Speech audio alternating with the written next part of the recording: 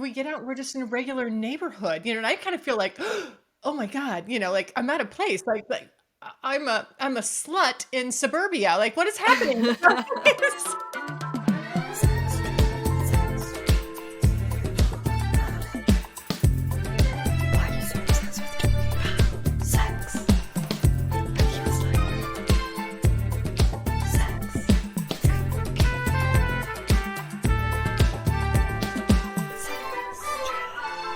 Hello, welcome back to Sextras.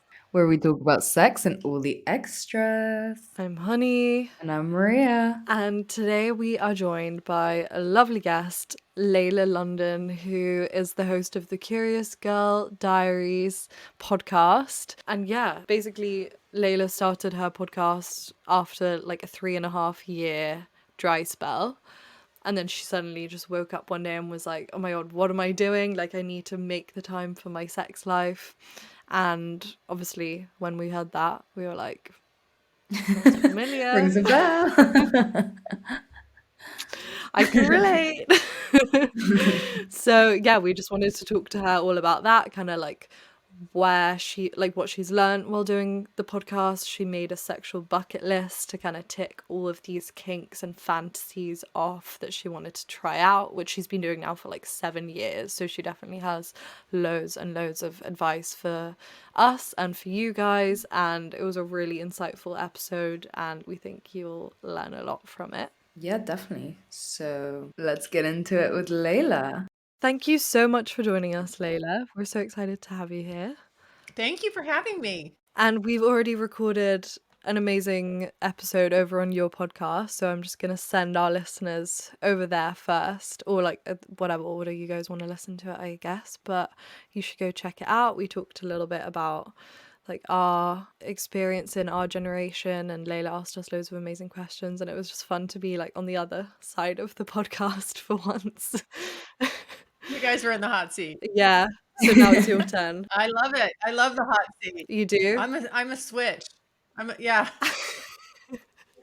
Love I that. can dominate or I can be dominated. It's all good for me. I'm equal opportunity. Amazing. She's versatile. Yeah. Yes, that's actually an interesting point, is because you're an anonymous podcaster, which our listeners will learn. Have you ever had anyone like recognize you in public, or like recognize your voice from hearing you in public?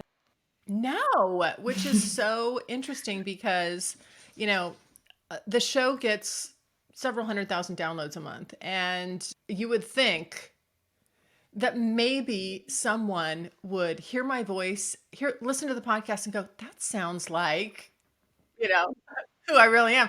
No, I mean, it's never happened. So either people have stumbled on it and just are too nice to say anything, which I don't think so, because my friends are not that nice. They would have said something. Or really, it's just we're more insignificant than we like to think. I mean, I'll have guests on. It's funny. I'll have guests on. They're like friends of mine, and I'll get friends or guys that I see, and they're like, "Oh no, change my voice, and I'm like, okay. I mean, of course, I always do whatever makes somebody feel comfortable, but really, in the back of my mind, I'm like, I have been doing this 7 years, and I'm still getting away with it. So Yeah. I feel like maybe if you're hearing the voice in the context in which you don't like usually hear it, I feel like maybe it would be harder to recognize. Because I am thinking, like, out of the podcasts that I listen to, I feel like I would recognize the voice, but if I'm like just out on the street, I might not, because like I've never been in that context, like hearing that voice. yeah, I'd love So I don't to. know. That'd be a real fun little experiment, right? If you took me or you guys, and threw us in a crowd of listeners, right? And nobody knows who the actual podcast host is, and people just start talking. Like, would you, when it's not in that context, it's like, think about it. If you were at a, supermarket shopping and you heard somebody talking, would you turn and go, "Oh my gosh, hey, that's Layla?" Like, no, you wouldn't. You're looking at Yeah. you're looking at your groceries. Yeah. You're selecting tomatoes. You're not gonna be like, "Hey, sexy time." Yeah. And so what was kind of like the motivation for you being anonymous on the podcast? That's a really good question because it's an interesting story. The whole intention of the podcast was really just to first of all, I realized after being celibate for 3.5 years, like that wasn't intentional. And I was like, whoa, what happened? Why did I do this? Now what's the countermeasure to that? And when I launch this countermeasure plan, what is going to happen? And I'm really curious about if I give myself permission to explore my sexuality for a year, make a sex bucket list, pull myself out of this, you know, non-sexual state that I've been so comfortable in for so long, what is going to happen to me and who am I becoming? And so that I was so curious about that. I wanted to make sure that I documented it, because that was important to me. And I just like that kind of stuff. I love, I'm really into, self-care and just paying attention and being mindful of phases in my life and how I'm changing, as I move along and get older. So that was really kind of the whole point of it. It was a social experiment. I mean, plain and simple. I just wanted to know, if I subject myself to this, who am I going to be at the end of it? And I really thought, and so staying anonymous made sense because I was going to shut it down after a year. Mm. It was only supposed to go for a year. Yeah. It was going to be Oh. just a flash in the pan, just something. And then that way I could always have it, I just have it be a private thing, that was the whole point of staying anonymous. And then Mm. when I decided to extend it, because listeners were like, you can't leave us. You can't stop doing this. And I was having so much fun. And I really was like, wow, it changed my Mm. mind and about a lot of things and myself. And there was so much personal growth in it that I couldn't, I knew I wasn't ready to stop. I knew that I still had more work to do. So Mm. yeah. And so did Mm. your friends and family kind of know from the start, or was there a point where you were like, oh, I should probably tell them now? Still, nobody really knows. There's a few friends that know, family no. Mm-mm. Mm-hmm. I don't want them the way have you listened to my show? The way I talk, as raunchy as I am. I know. See, I come on other people's shows and I'm very polite. And then when you get me on my show, I mean, when I'm describing sex acts, I'm very graphic about it. I feel like that's part of my thing is being able to explain and have conversations with people about sex in a way that's normal, that normalizes it, and we Mm. use, if we want to say pussy, we say pussy, or whatever. We use the descriptives that we want, and that it's not offensive. Mm-hmm. So can you take us back a little bit? Can you tell us like a little bit about that 3.5 year period where you found yourself being celibate and like as you said it wasn't intentional and yeah, sort of like Yes. what was going Yeah, on and this a is little this bit? is kind of an important lesson because I know that this happens to a lot of people, especially women, because we're such kind of, we'll give to our detriment. And I just was, I'm a type A, and I'm a businesswoman. I've always been a businesswoman, and I was so entrenched in my work and what I was doing, and it was a time where the market really just needed, I had to sort of like, it was my take my chance, it was take my shot, like this is it. And so I had to really work really hard, and I loved it. And really what I was doing was that like became my porn. I was kind of obsessed with it, and I would sit at my desk and work all hours, and I felt like I'm accomplishing all this stuff, and I was, but I wasn't paying attention to the things that I was, you know, what detriment was coming from that. And so it was slowly over time that I just realized that I was distancing myself from any kind of romantic relationships, any kind of physical touch, anything that sort of took my time and attention. I felt like I started to see it as, this takes away from that, instead of, have some balance in your life, girl, like, so I would just Mm. seriously, slowly, Yeah. it's not like I said, like one day I was just like, nobody's gonna, touch me again. No, I kind of found my way to it, and I realized that, well, just as easily as you got yourself here, you can change your mind about this and change it. And literally, the second I had that thought, it was within 7 days, I was back to business. Love that. And before this period, would you say you had like quite a high sex drive? Like you were like having a lot of sex? Yeah, I felt like I was always, I wouldn't say like I was I had a crazy sex drive, but definitely it was high. Yes. I mean, when I was with a Mm. partner, or dating, Absolutely. I enjoyed sex. I loved sex. I didn't have any hangups about it. I was just pretty much having kind of regular vanilla sex, and I thought that that was, that was fine for me at the time. Like the my evolution as a sexual being, really hadn't started yet. And so that was a big part of this, was to see, like I said, if I prioritize my sex life the same way I do my business life, what's going to happen? Mm. And a lot of good things happen. Yeah. And But we don't think about it that way, right? We don't think about our sex, that part of our sexuality. We don't think about making sure that we maintain it, that we're always kind of checking in on it, and that we're challenging it in ways, like pushing it into, like, try different things and experiment. I mean, we just do not do that for the most part. So I kind of wanted to see what happened when I did.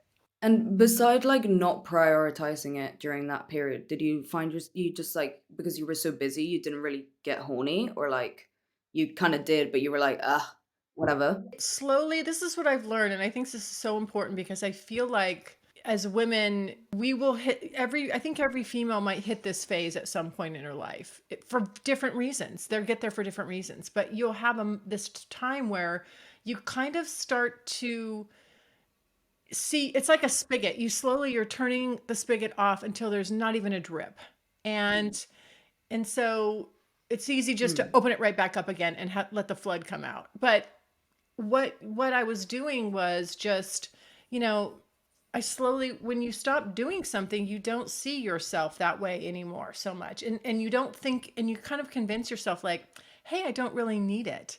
And it's kind of like exercising. You go 10 days without exercising, nothing may happen.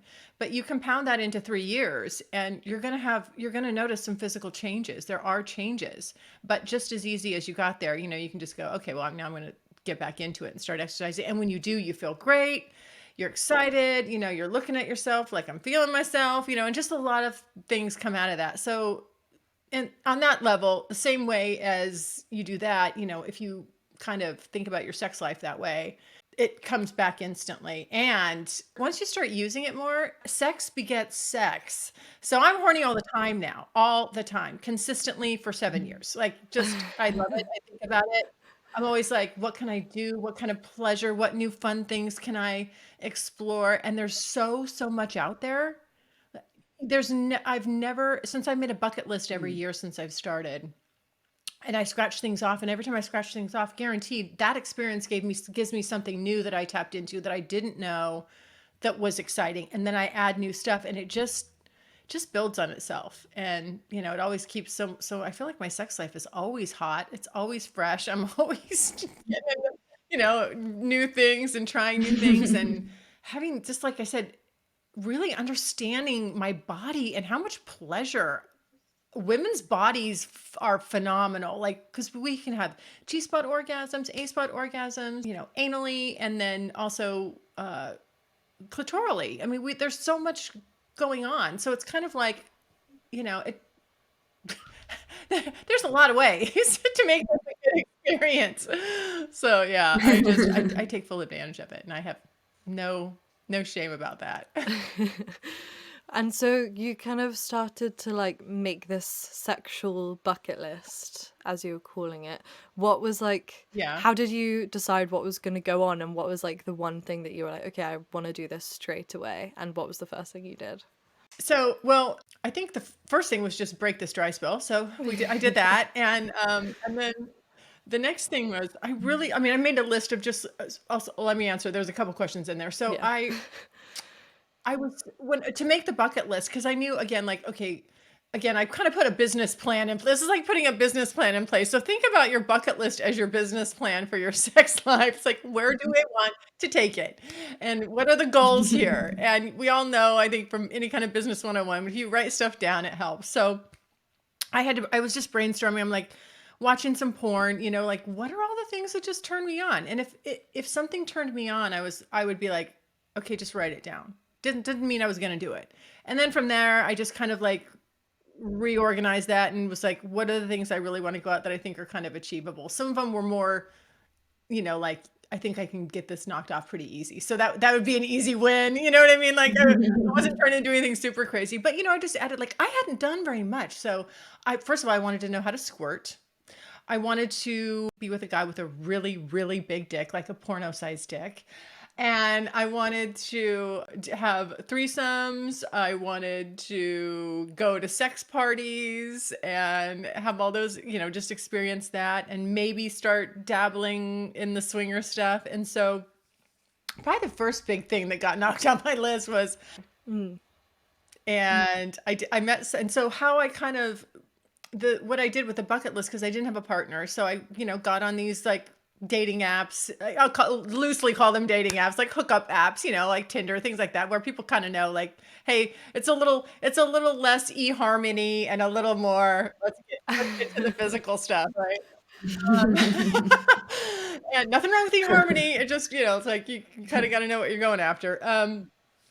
And so Yeah. I had that list and I told these guys, that I would meet what I was doing. And first of all, it's a great icebreaker. Men love to hear this. They're like, they're going to latch on to that. And then what would happen is different guys wanted to do different things. So one guy was like, oh, I'm like this. I'm the captain of the squirt team. I can teach you, or I know how to do this. I can do it. I swear. And I was like, I was skeptical. I really was. I was like, come on. And this guy was a little bit younger than me. And I was like, what do you think you know about my body that I don't? Well, he did. And so that was like that was amazing. He and I ended up staying together for, or doing a lot of stuff over 3.5 years. And so there was, that guy. And then another partner was like, I would really love to go to a sex party. I've always wanted to do that too. So we would go, we went we went to a sex party. And the fun part is that, you're either with someone who's like, hey, I've done this, I can take you through it, or I've never done that either. Let's do this together. So every direction I went with it with someone was fun because they're either, leading or we're kind of like cheering each other on, like, okay, we can do this. Yeah, let's go. So you sort of like just met these men and kind of like, how did you find the confidence to sort of like just go for it and be Well, so like open I about mean, it? the fortunate thing is the men kind of they make it easy, right? Because they're usually the pursuers. I mean, and if you have kind of so we do sort of, I think as women, we have a bit of an advantage. We don't have to always be the one pursuing someone, a guy, and I kind of like that, to be honest. I'm like, let him do the heavy lifting.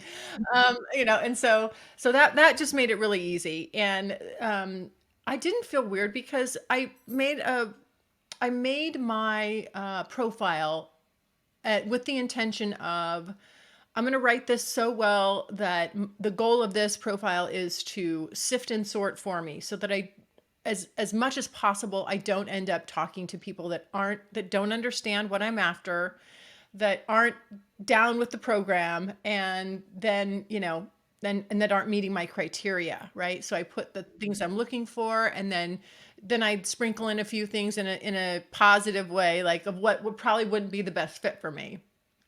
So, I really feel like honestly, writing an excellent profile and having good pictures and stuff, that really helps. So that's going to do a lot of the weeding out for you.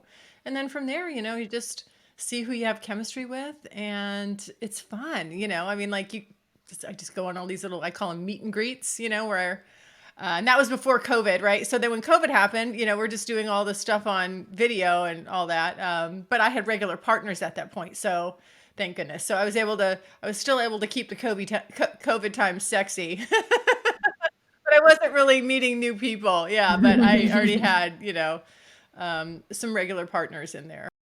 Was there anything that you were like expecting to really enjoy that when you came around to doing it, you were kind of like surprised that you didn't enjoy so much? Yeah. Well, there were things where yes, absolutely. So there's things where I thought that seemed really hot. And then when I was there, I was like, oh.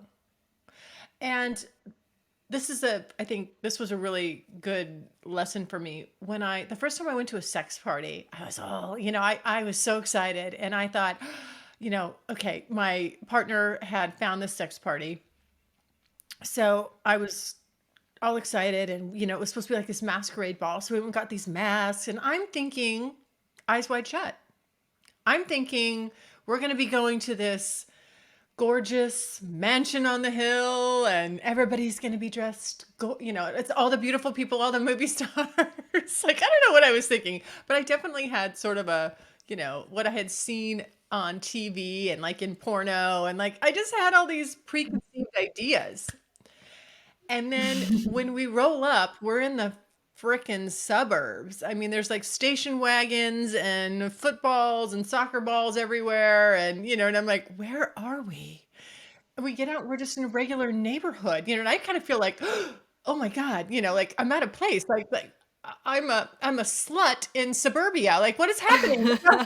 so so we go in, and we walk in, and I mean, it is literally no joke. These people have done a total takeover of their home, where it's all like there's porn going in the living room. There's people naked lying around. Some people are clothed, some people are naked. There's a potluck with bubbling chili and wieners, cocktail wieners. And I was like, ew, who would want to eat the chili before they have sex? This seems wrong to me. And then we're walking around, and like it's just normal people with normal bodies. And I'm thinking, like, there's dad bods, mom bods, there's all different ages, ethnicity, everything. It was so varied and so vast. And I was kind of like, I wasn't ready. I honestly wasn't ready for the normality of it. I mean, I really kind of was like, it took me a second. It threw me, because I was like, oh, whoa, I don't know. I don't know if I feel comfortable. And then the more I kind of got into it, you're just talking to people, you're like not even paying attention to the fact that they're fully naked, introducing themselves. And because everybody was so nice, and it was really that moment where I learned, like, you know what? I mean, sex is for everybody. I have to get out of my head here. And I'm just thinking, again, it's only what I've seen.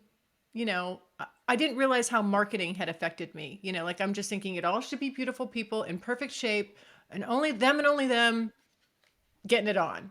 Right. And it just was, once I kind of shed that mind, that concept, it was fun, and I loosened up, and it was one of those things where I thought we were going there. I thought maybe we'll find a couple. Maybe we could find another couple to swap with, or we could find a girl, because I'd never had female, male, female. I thought maybe we could find our girl here. So we kind of had some preconceived ideas about, or some intentions rather, about what we were going to do and not do. We knew what our boundaries were. We had great communication with each other, and so that was good. And then as we're walking around, there's all different kinds of rooms. There's the orgy room. There's a room where couples are just having sex together, but there's just a bunch of all couples. They're not touching each other, but just being in that same room and kind of getting that sexy energy. So, and there's a lot of people watching that. So we walked in there, and I was kind of like, really, I was feeling it. I'm like, okay, this is turning me on. I'm liking this.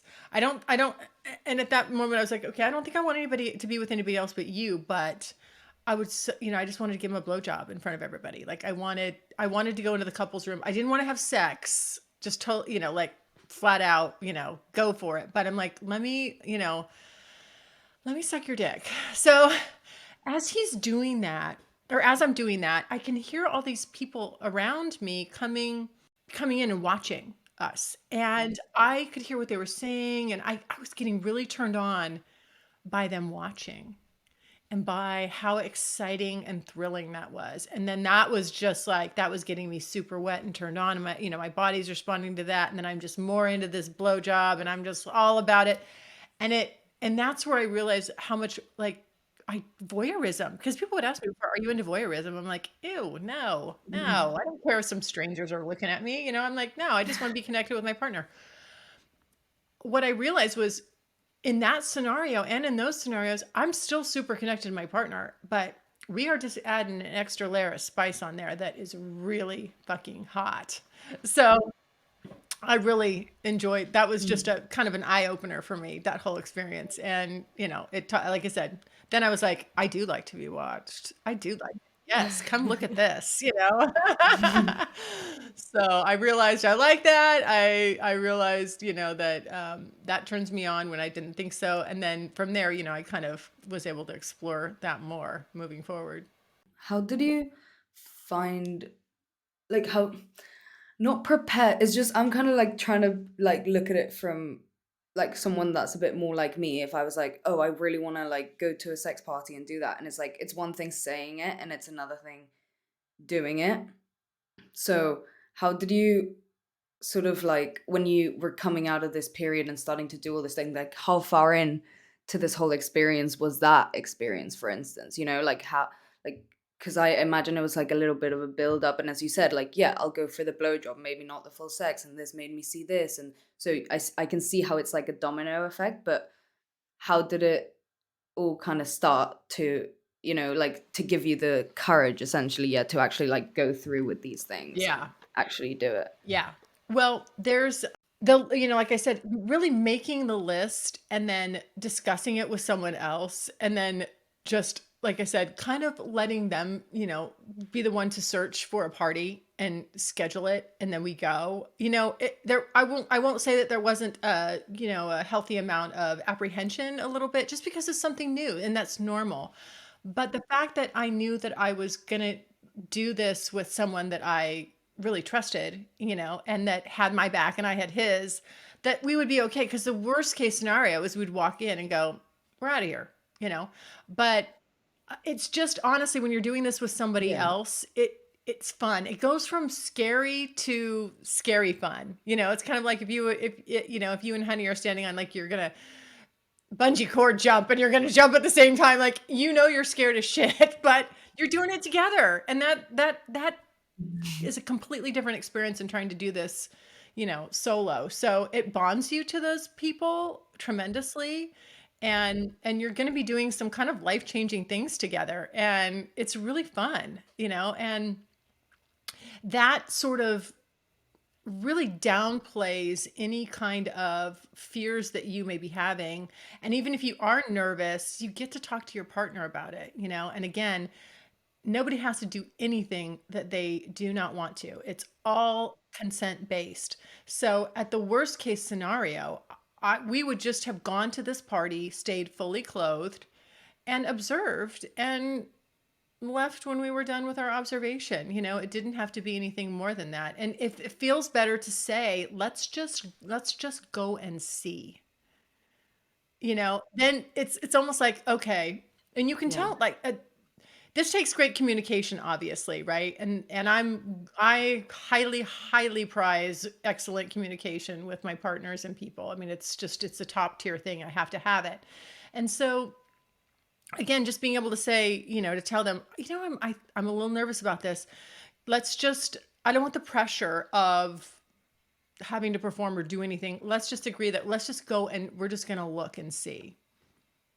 Right? Because when you get there, if the only expectation is just get through the door, when you get there, if you're having a good time, it's perfectly easy to move into something else, you know, and just discuss it then. Like, hey, I'm Mm. feeling this. Like, you want to do anything? What do you think? Like that. And then it's just, you're already there, and you can tell, you can read the other person. And again, it's kind of just doing these things in non-threatening ways where you're realistic about the expectations and about what potentially could be roadblocks for you. Do you have any other tips, like communication wise, for like good communication with partners? Like any, you just mentioned like little phrases like that you just said, even things like that, like, oh, like, should we just go and like just see how it goes, like things like that. Yeah, what I think is important is if there's something that's you're apprehensive about, or you could be apprehensive about, like the sex party thing. Like, when I get there, we had discussed what okay, we kind of just talked about it. Like, there was no we thought it would be cool if we found a female that we Okay. found attractive, and that I could maybe have my first bisexual experience with her, and all of us together. And so, if that worked out, that would be kind of fun. But it wasn't the expectation. It was like, that was more like, if I buy this lottery ticket, wouldn't it be fun if I won? You know, it's just I'm gonna spend the money. Like we're going to the party. Like it maybe that could happen too. But we really, I think we're just we didn't put any pressure on ourselves and and then it's okay to say, I don't want to go here like feeling any kind of pressure, like, and I certainly don't want to let you down. So let me tell you where where I could be a little hesitant, and let's make sure that that's not going to bum you out. And you can just like talk like that, like make it like, I don't want to let you down, because we're going together. So let me tell you what I'm thinking could be some where I might be a little apprehensive because I've never done this and I just don't know what to expect. Mm. So I really kind of would like this first time to be more of a Mhm. just a fact-finding mission where we just see what it's all about and take it all in and see if we like it. And if we're feeling it, then we'll decide to do what, from there. We'll decide where to go from there. Mm. But that you don't have any, there's no like you better do X, Y, and Z. Mm. And can I just ask, are these partners or this specific partner, for instance, did you find like you had more just sexual partners, or were these also romantic? Like, were you with these people like exclusively, or was it, yeah, like what was the situation? Yeah. Well, so when I started all this, now I've always just the way I was going at it, because it's different. Everyone's gonna be different for everybody. Someone could be doing this in a partnered situation, or they can be doing this like I was totally solo. And then if they're solo, there's different reasons for them wanting to do this on their own. For me, with my intention, it was okay. I'm gonna sneakily do all this stuff for a year, and then I'm gonna sneak into the background like it never happened. Like so. So I knew that if I wanted to get as much of this list done as I could, I'd have to have different partners, which I was okay with. I wanted that experience as well. I didn't expect everybody to check off everything in my bucket list, which is also a good metaphor for your partner. If you have one partner, you can't expect them to just be everything, be your total sexual everything end all. And because that's a lot of pressure to put on one person, Mm. right? So I was able to just negotiate sexual non-monogamy with all of my partners, and we do it ethically, and I still to this day do that. And then I think I probably had three solid partners at one time, and sometimes two, just depending on what was going on. And so somebody always wanted to do something, knock something off the list. Like, it worked out that way. But there weren't like not everybody wanted to do everything. That was the beauty of it. It was kind of like they would zero in on what they most wanted to do too, or they were most confident in that they could help me through, or however they, it was when I say it's an icebreaker, it is an icebreaker, even though you would think that would be like, oh my God, look at that sex bucket list. No, the guys are like, oh, here's their chance to kind of be the hero, right? I can do this, or I'm really good at that. Like, trust me, let me do that for you. So it just worked. And you've been doing it for like 7 years now. Is there is there still stuff that you haven't tried that you want to try? Or is it kind of like once you kind of go down that road, you just realize how much stuff there is to discover and like the list keeps just growing? It's you're opening Pandora's box, Okay. but it's really fun. It's not like and you don't you're not turning into this like crazy sex fiend. It's just that you just kind of it really helps you reevaluate and changes your mind about your sexuality and how important it is, but also how many just it is so vast. People's preferences, desires, and the way that you can connect with another human being is so, so vast. Hmm. And I came from a very straight laced, very traditional, very vanilla, and I don't use that in as a derogatory way. That's just what I knew and what I was comfortable and familiar with. I just didn't really know what I didn't know at the time. And so by allowing myself and giving myself that permission to explore those parts of me that we just don't usually highlight as women, wow. I mean, I was able to I knew I was confident in certain areas of my life, but then when I'm able to apply that to all areas of my life, it really makes a big difference. So still, and that's why it's not something, what I've realized, it's not something that you just go and visit. It's not a part of you that you're like, oh, I just had that fun summer. Like, no, like, this is, I really realized how important it is to me, to that sensuality and sexuality matter, and I want to maintain it. And I also understand that, like anything, we're all busy human beings with responsibilities and obligations, but that this is important to me, and I'm going to make sure that I keep it on my list. And most people don't even have it on their list, like making sure that they're doing something once a week at least, or whatever, whatever they want to set their goal as, that, where they're really exploring and pouring into that part of themselves. Mm. 100%. What are some of the main reasons why you like wanted to carry it on? Like, what did you see in your actual life like improving? Just that, I mean, I I just feel better. I feel, honestly, I feel sexier, I feel prettier, I feel, or I just notice, like, femininity. I didn't really realize that it kind of comes, it's not the exterior, it's something that really emanates from the inside out. And when you tap into that, it's just like, it's powerful is what it really is. It's like, it's a source of power.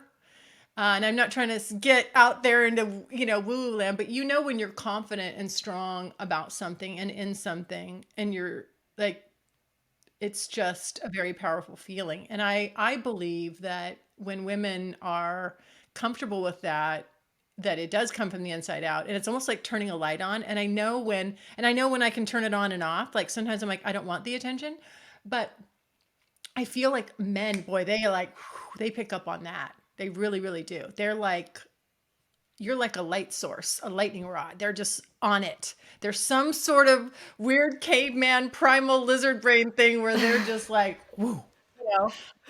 I love that feeling. You know what? I love knowing that, that I have that in me. And I also know, that there's just a lot of good things that come out of that, that I'm happier.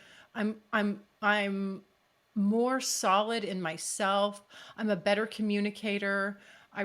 I'm solid on my boundaries, and I don't apologize for that. And I ultra respect other people's boundaries too. And I'm not trying to talk them into seeing it my way. Mm. Just being a good listener, being a good better negotiator, because I already felt like I was like good at that. But just, all of these things, and then when you weave like this subtle layer of femininity in there, and it gets kind of seductive, and I like it. I hope all women really get the chance to, like, feel grounded in that, like, just own it, like, feel it. It's great. I mean, it's amazing, actually. Mm.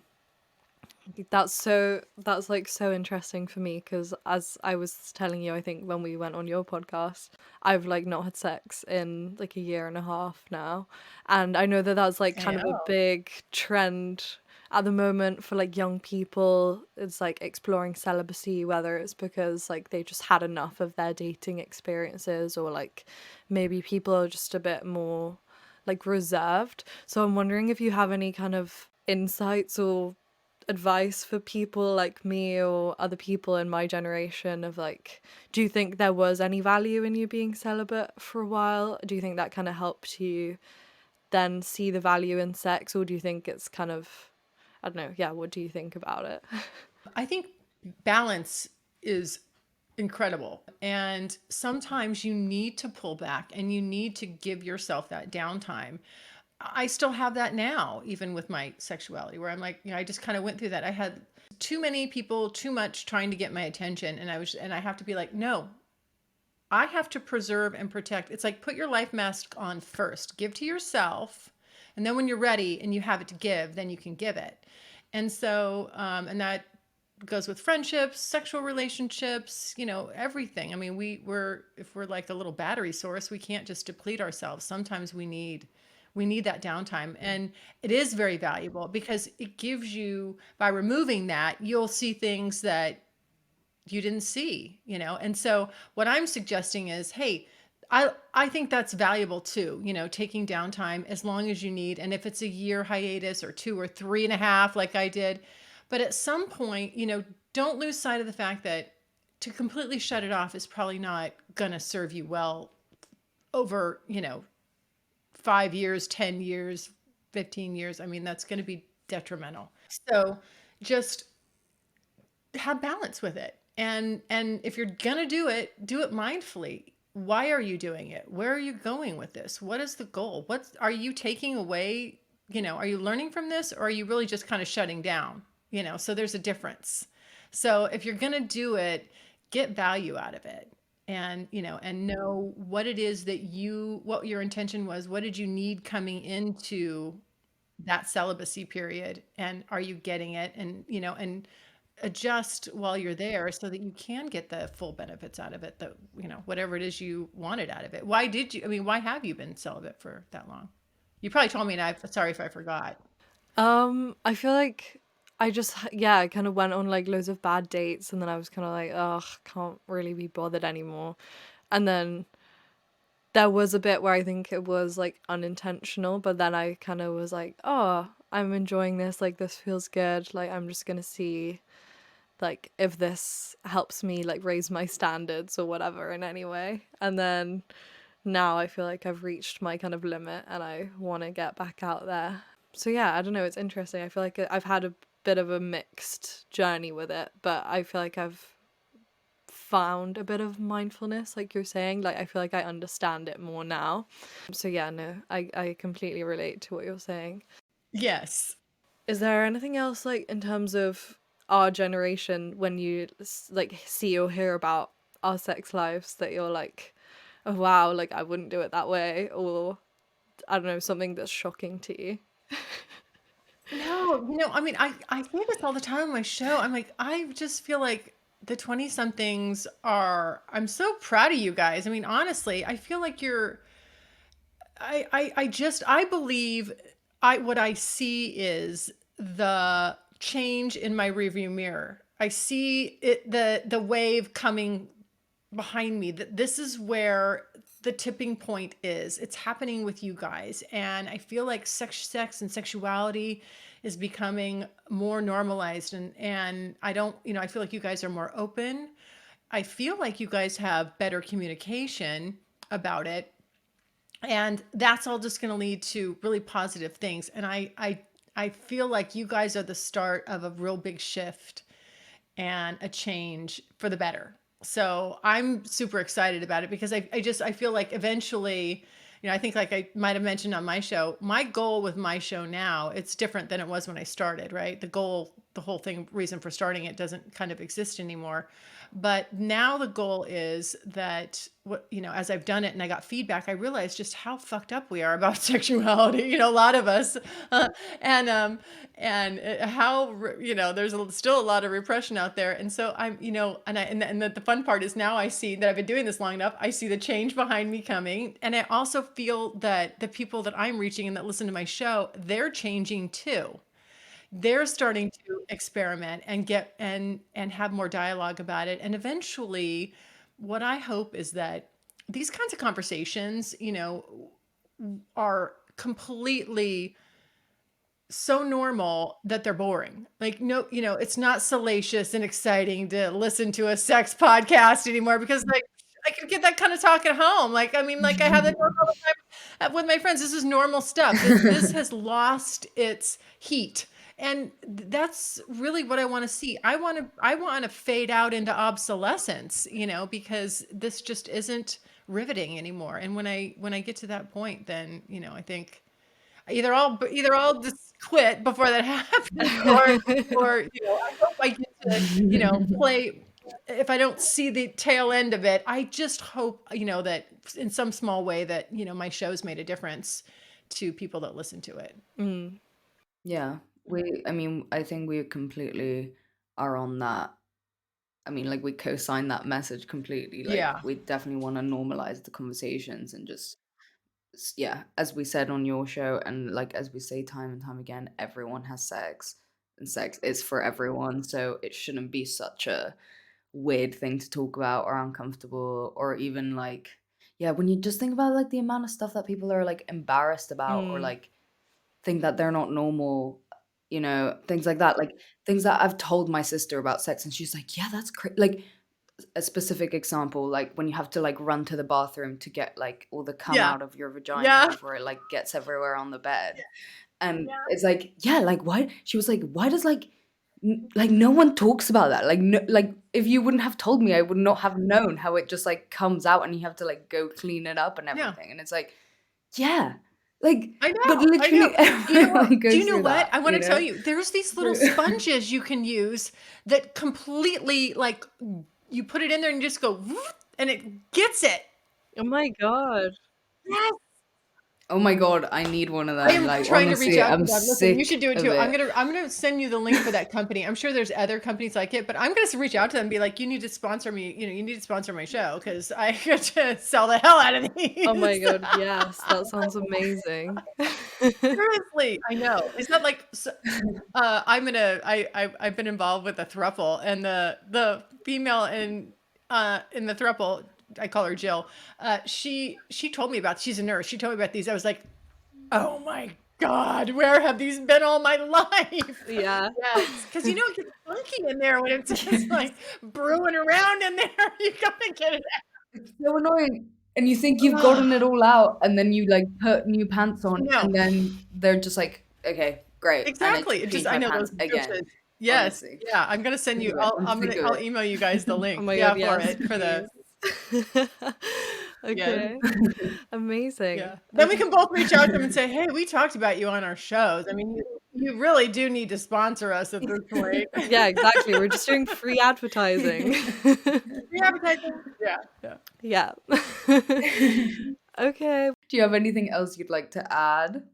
No, I mean, I guess just to kind of sum it up. I mean, it's if anybody's thinking about they want to get going and they're not really sure how to start, like I said, the sex bucket list is super powerful. It seems like such a easy thing, but it really, again, it's an icebreaker. It's something you can take to your partner and be like, these things look like every Friday, let's cross one of these off, or what, it's just, there's so many ways to utilize it, and it will help keep you focused and just get you going. And if you're not even sure how to make one, I do have a free sex bucket list tutorial on my website at thecuriousgirldiaries.com. And if you just want to go and take that, you'll leave with at least, my goal is just to get somebody, not overwhelm them, but like at least 3 or 5 solid things that you can start with and just be like, yeah, like, okay, here we go. Here's my to-do list.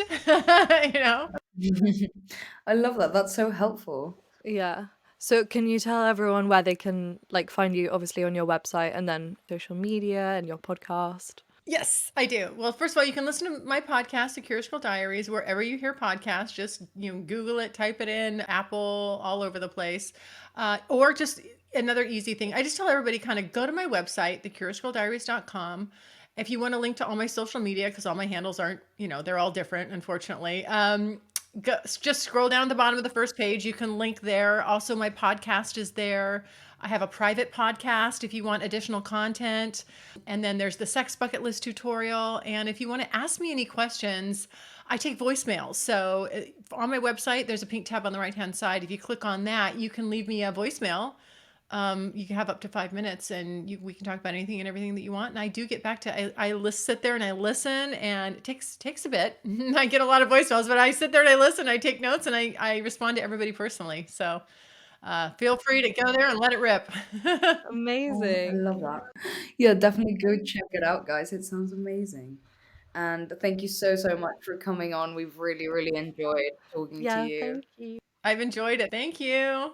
Thank you so much, Layla, for coming on, and I'm hoping you guys enjoyed that as much as we did. And obviously, go check out the episode that we did with her on her podcast. That was like lots of fun, and we should, go on podcasts more often. Let us know, guys, if you'd like to see us on more podcasts, or send us podcasts that you'd like us to go on.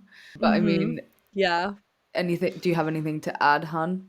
I feel like it's just interesting because we like mainly talk to either like experts who like do official research, or like other people in our generation, whereas Layla's like, it's her own experience, and like she's obviously had a podcast, and we love talking to other podcasters about Yeah. just like why they decided to do what they do, obviously, because that's what we do.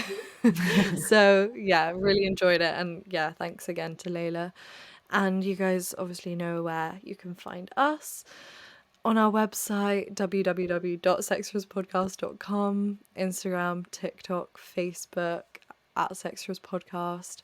And make sure you go leave us a review, because it'll be really helpful. It's like, we've been doing this for 3 years now, guys. That's insane. So all the support you can give us would be much appreciated. And we will see you very, very soon for another episode. Thank you for listening. Bye. You've been listening to Sextras, presented by Honey Jane Wyatt and Maria Jose Hayodatiyi. Produced by Mabel Productions.